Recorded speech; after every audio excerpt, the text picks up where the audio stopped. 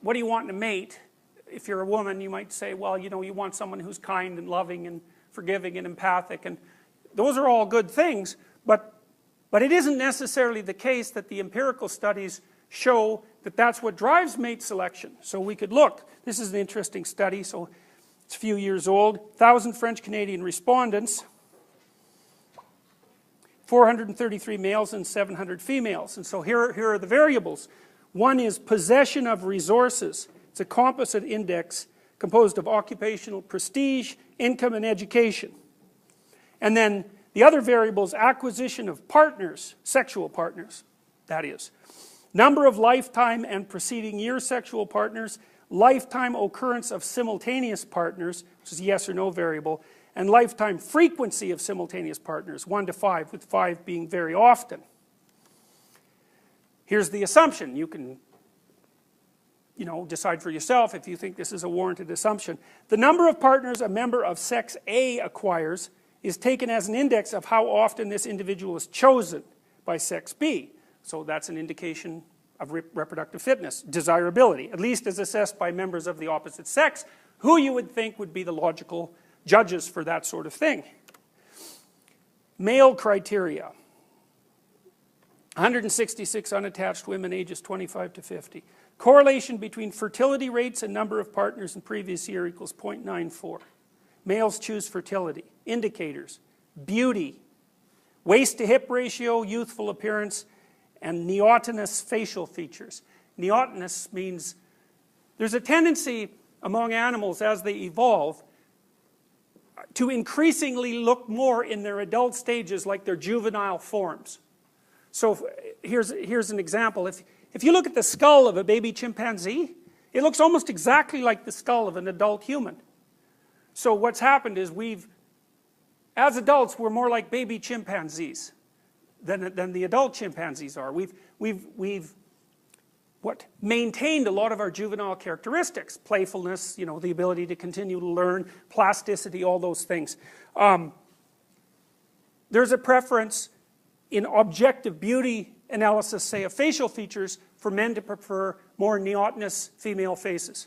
So, and you can tell that if you look at pictures of models. They generally have relatively small noses, relatively big eyes, the sort of things that are associated with cute. And cute actually is a pretty identifiable category. Most of the things that people find cute have large eyes, and the rest of their facial features are relatively small. There's other things that are associated with cute that aren't necessarily associated with, you know, sexual attractiveness, because cute things also have sort of random movements, like baby-like movements, and so the things that people, and you know, relatively short arms, and just think of a teddy bear. So anyways, those are the male criteria. Female criteria, all respondents, correlation between socioeconomic status and frequency of simultaneous partners. For men it was 0.49. That's a big correlation.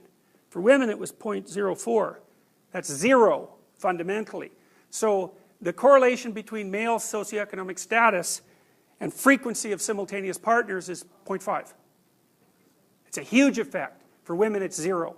Now that's a big difference. So, you know, one of the things you might ask yourself too, I don't know if this is a reasonable thing to ask or not, but I've always thought that the hard people to explain are the people who are hyperachievers, you know, the ones who are way out on the Pareto distribution. And there aren't very many of them, and they're usually men. You know, so if you look at the median number of publications, for example, that a female academic makes and a male academic, they're pretty much the same. But the mean for men is higher, and that's all driven by a small subset of men who are way the hell out in the Pareto distribution. Now you might ask, well, why is that? Well, it's simple. If you want to be way out on the Pareto distribution, so you're in the top, say, 1% of performers, or even 1/10 of 1% of performers, what do you have to do? Well, first, having an IQ of like 145 or above, that's really helpful. Then you should be insanely industrious. So maybe you'll work 90 hours a week, or 100 hours a week, at nothing but your stupid occupation. And maybe you'll do that for like 50 years. And so if you do that, well, you're going to be in that top 1 in 1,000 category. Well, the issue isn't why there are so few women in that category. The issue is, why are there any men at all in that category? right? Because it's an insane lifestyle in many ways. You know, it means that there isn't much left there for the rest of your life. You're hyper-concentrating on a single thing. Now, why would men do that? Well, here's a hypothesis. One of the things that drives the probability that a woman will find a man attractive enough to sleep with is his status. So then you can think, well, that's an extra motivational boost for men. Now, whether that's conscious motivational boost or not is not the point.